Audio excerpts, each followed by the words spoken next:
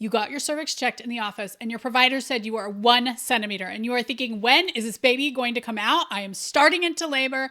Pack that hospital bag. We're going any day. So today I'm going to answer how much longer you're probably going to be pregnant, what 1 centimeter means, why your doctor sometimes does a cervical exam and what it really shows. I'm glad that you're here because let's demystify a lot of this. And just in case we haven't met before, hello, I'm Hillary. I'm the pregnancy nurse. I've been a nurse since 1997. I have 20 years of labor and delivery experience, and I have checked thousands of cervixes, many of which were 1 centimeter, and explained to patients what it meant and what it did not mean. So I'm glad that you are here for this good information. Okay, so you're 1 centimeter. How much longer are you going to be pregnant? The bad news could be quite a while. You can be 1 centimeter for a really long time. In fact, if you've already had a baby, there's a chance that your cervix actually never entirely closed after you had your last baby. So you may have been walking around for quite a while at 1 centimeter. But just because you're 1 centimeter today doesn't mean you could, again, still be 1 centimeter tomorrow or be 9 centimeters tomorrow. Things can change very quickly. So why do providers, when they say, oh, you're 1 centimeter, do they offer some hope? First off, I think they're just ready to offer some hope. It's a good chance that you're not loving pregnancy for this last month. It's a good chance that you're tired and you're a little bit miserable, and they're wanting to offer some hope that maybe it's going to end soon. And it is soon in their eyes, meaning sometime in the next month or so.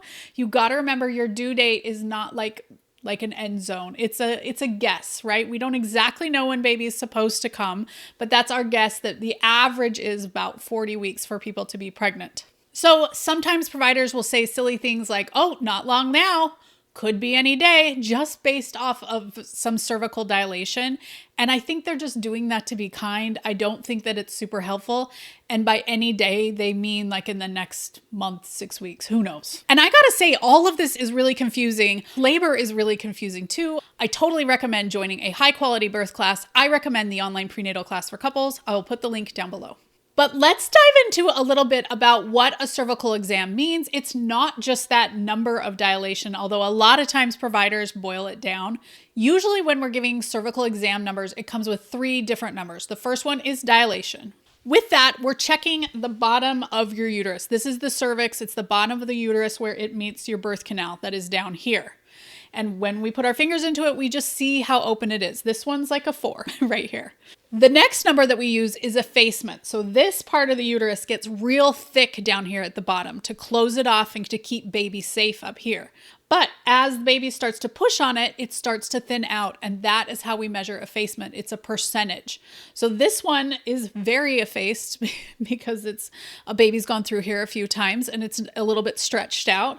But usually it's kind of like a little tunnel if it's still thick. Or sometimes it's like paper thin, and that would be like 100% effaced.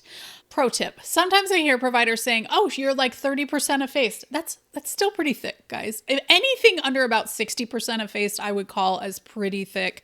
Usually I would just call that thick because it's not really worth getting our hopes up for. On your first baby, a lot of times it thins out before it starts to open up. So if your cervix is showing that it's 90% effaced, but still just 1 centimeter, that's awesome because, again, like I said, it thins out before it starts to open up.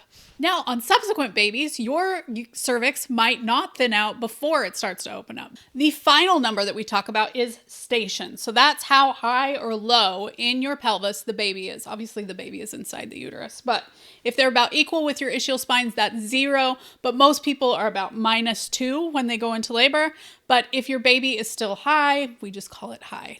We don't go like -5. It's just high. But the more baby is closer to labor, usually they engage more.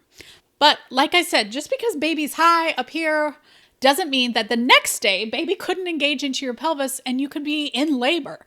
Things can change very rapidly in the last parts of your pregnancy, and things can also stay the same, which is very annoying. I agree.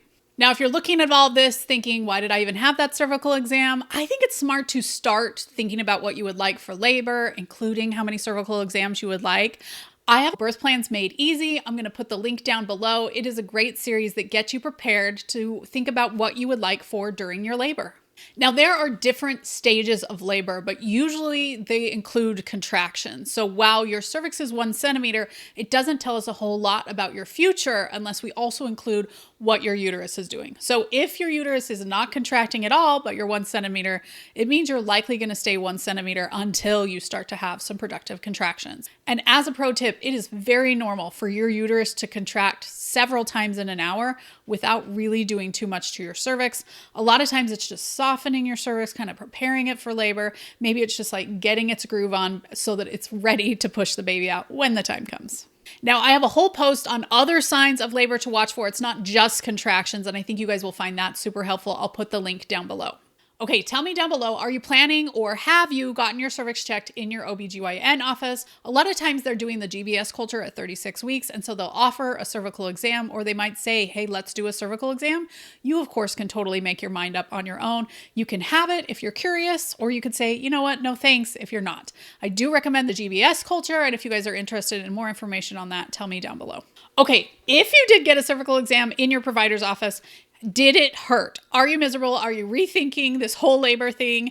I have a whole video on making cervical exams a little bit easier that I'm going to put here, but I'm so glad you're here learning about what your body is doing as you progress towards labor at the Pregnancy Nurse.